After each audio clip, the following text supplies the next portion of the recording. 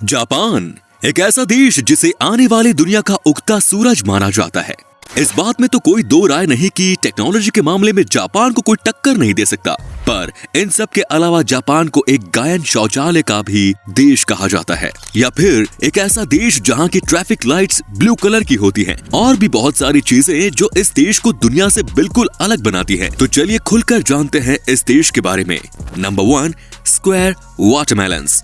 दोस्तों, तरबूज के इस आकार का आविष्कार पिछले 70s में एक ग्राफिक डिजाइनर की मदद से किया गया था, क्योंकि इस आकार में इन्हें फ्रिज में मजबूती से रखा जा सकता है और काफी आराम से काटा भी जा सकता है। जापान के किसान इन्हें एक स्पेशल कंटेनर में उगाते हैं, जैसे कि ये काफी महंगे और खूबसूरत होते हैं। लोग इन्हें खाने के तौर पर न खरीद के सजाने के तौर पर ज्यादा खरीदते हैं। Number 2, ramen noodles bath. Hakone में बसे इस यूनशान स्पा रिजोर्ट में सुअर के मांस का सूप और रामेन नूडल्स खिलाकर लोगों का दिल बड़े आराम से जीत लिया जाता है। जापान के काफी लोग इसके पीछे दीवाने हैं। उनका ये मानना है कि सुअर के मांस का सूप उनकी त्वचा के लिए बहुत लाभदायक है, क्योंकि उसमें भारी मात्रा में कोलेजन पाया जाता है। Number 3, bizarre flavour of KitKat.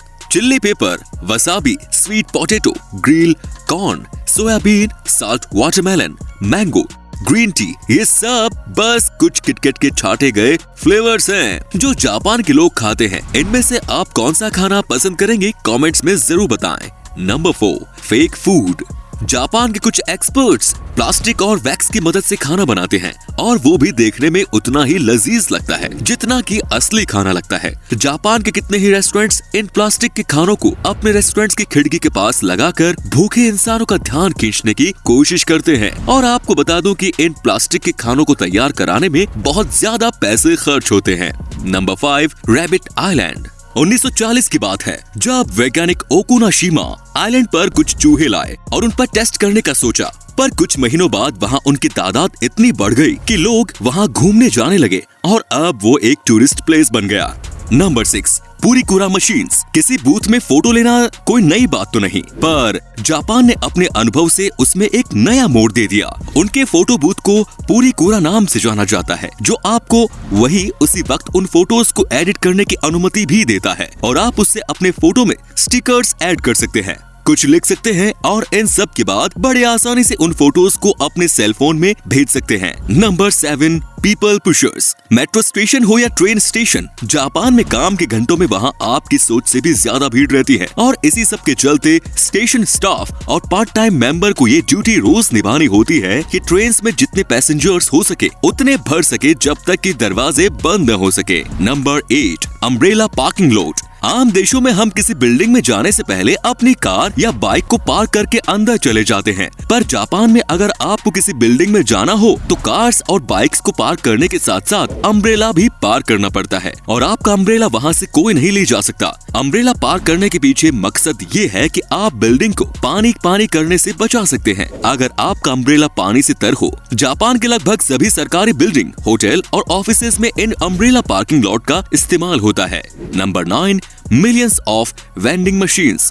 दुनिया के कई देशों में वेंडिंग मशीन नाम की कोई चीज ही नहीं है, वहीं पूरे जापान में 5 मिलियन से भी ज्यादा वेंडिंग मशीन्स का इस्तेमाल होता है। जापान के लोगों का देर रात तक काम करना बिल्कुल आम बात है, और इसीलिए उनके स्नैक्स और सोडा के लिए ही इन वेंडिंग मशीन्स का इस्तेमाल ज्यादा होता है। पर वैसे आप इन वेंडिंग मशीन से कुछ भी खरीद सकते हैं, महली से लेकर अंडरवियर भी, कुछ भी। तो दोस्तों, आप क्या सोचते हैं, हमारे देश में भी ये सुविधा उपलब्ध होनी चाहिए या नहीं, कमेंट्स में जरूर बताएं। Number 10, train delays make headlines. समय की पाबंदी और अनुशासन का जापान में बड़ा महत्व है, और ट्रेन स्टेशन इस चीज से बचने के लिए कुछ भी कर सकते हैं। दोस्तों, अगर ट्रेन 5 मिनट भी लेट हो जाए तो रेलवे कंपनी को एक उनके वर्कर्स और पैसेंजर्स के लिए डिले सर्टिफिकेट देना पड़ता है, जिन्होंने उनकी वजह से शायद कोई इम्पोर्टेंट मीटिंग मिस कर दी हो। और अगर ट्रेन किसी वजह से 1 घंटे से ज्यादा लेट हो जाए तो रेलवे कंपनी को न्यूज़पेपर में एक माफीनामा देना पड़ता है। Number 11, silent karaoke. कोन के आकार का बना ये माइक्रोफोन एक अलग तरह का माइक्रोफोन है। इसे वहाँ के लोग अपने मुंह के ऊपर लगा के रखते हैं। इसकी मदद से वो अपनी भुनभुनाहट को दूसरों तक नहीं ले जाने देते। अक्सर जापान में इस गैजेट का इस्तेमाल ज्यादातर वो लोग करते हैं जो अपने अगल बगल के लोगों को परेशान नहीं करना चाहते, या फिर वो लोग जिन्हें पब्लिक प्लेस में खुद में गाना गाने में शर्म आती है। Number 12, polite slurping. वैसे तो दुनिया में कितने ही देशों में झुकने को अच्छा नहीं माना जाता, पर जापान में झुकने से ही किसी खाने की प्रशंसा मानी जाती है। अगर नूडल्स खाते वक्त आप झुके नहीं तो उस रेस्टोरेंट का शेफ ये समझेगा कि आपको उसका नूडल पसंद नहीं आया। Number 13, face napkins. ये तो आप जानते ही होंगे कि जब कभी भी हम बर्गर खाते हैं तो हमारे मुंह पे केचप लग ही जाता है, चाहे हम कितना ही आराम से क्यों न खाएं। पर वहाँ के एक रेस्टोरेंट के मालिक ने इसका इलाज ढूंढ लिया है। वो रेस्टोरेंट में आने वाले मेहमानों का चेहरा एक अलग तरह की नैपकिन से कवर कर देते हैं, जिससे कि उनके बर्गर खाने से उनका चेहरा गंदा नहीं होता। पर हाँ दोस्तों, देखने में थोड़ा अजीब जरूर लगता है। Number 14, water saving sticks. Japan में इन बेसिन्स को बिल्कुल टॉयलेट्स के बगल में लगाया जाता है, और ऐसा इसलिए क्योंकि टॉयलेट के तुरंत बाद पहले आप अपने हाथ धो लें और फिर वही पानी आप फ्लश के लिए इस्तेमाल कर सकें। तो इसी तरीके से आप एक ही पानी से 2 काम कर सकते हैं। नंबर 15, स्ट्रेंज मायो। दोस्तों, जापान में मेयो की कोई खास रेसिपी नहीं है। वहाँ पे लोग इसका इस्तेमाल सैंडविच, सलाद या मीट में नहीं करते, बल्कि वो इसका इस्तेमाल आइसक्रीम्स और पेन केक्स के ऊपर करते हैं। अजीब है पर सच है दोस्तों। Number 16, naps at work. Japan में अगर किसी इंसान को झपकी लेते हुए पाया गया तो उसको मेहनत से काम करने की निशानी माना जाता है, और इसीलिए वहाँ झपकी लेने को बिल्कुल गलत नहीं माना जाता। पर अगर हमारे देश में ऐसा कर दिया जाए तो उसे तो काम से निकाल देंगे, है कि नहीं दोस्तों। Number 17, world's shortest escalator. Kawasaki शहर के मोर्स डिपार्टमेंट स्टोर में आपको दुनिया का सबसे छोटा एस्केलेटर देखने को मिल जाएगा। इस एस्केलेटर में बस 5 सीढ़ियां हैं और सिर्फ 33 इंच लंबी।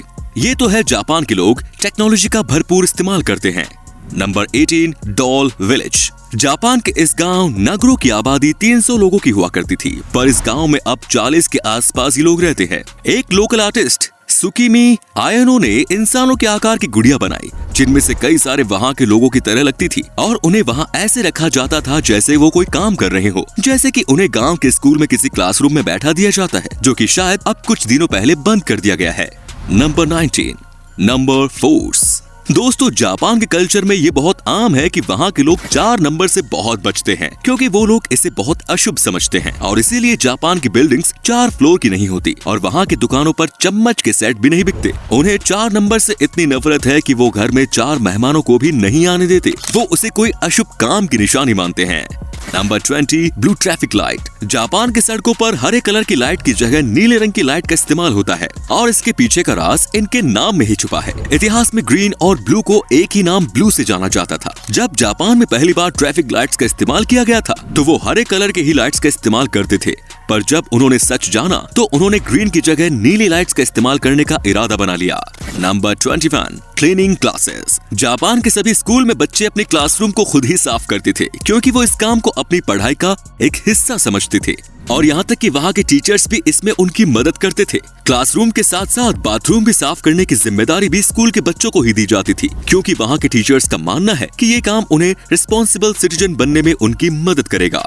Number 22, footpath train.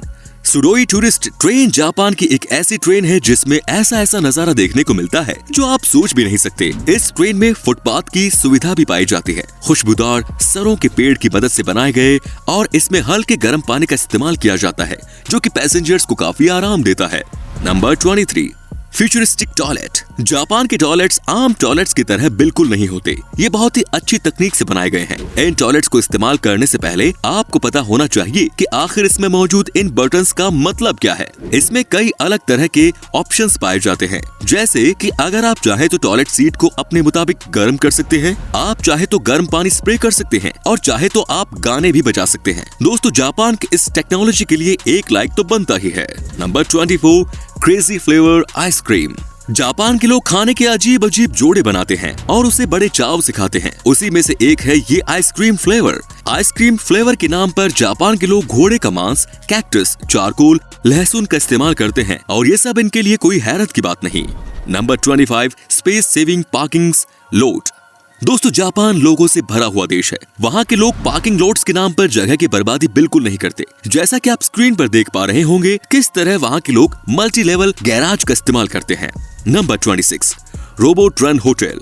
नागासाकी के एक होटल में रोबोट वहाँ के स्टाफ का एक बहुत बड़ा हिस्सा है। उन्हें हैन्ना के नाम से जाना जाता है, जिसका सीधा मतलब है स्ट्रेंज। इंसानों की तरह दिखने वाले ये रोबोट हर वो काम करते हैं जो एक इंसान करता है, जैसे कि गेस्ट से मिलना, लगेज उठाना, कॉफी बनाना, रूम्स को साफ करना और भी बहुत कुछ। और तो और वो बात करते वक्त मुस्कुराते भी हैं, पर उनके अगल बगल वहाँ के स्टाफ मौजूद रहती हैं, इसकी देखरेख में कि आखिर वो ठीक तरीके से काम कर रहे हैं या नहीं। Number 27, cafe companion.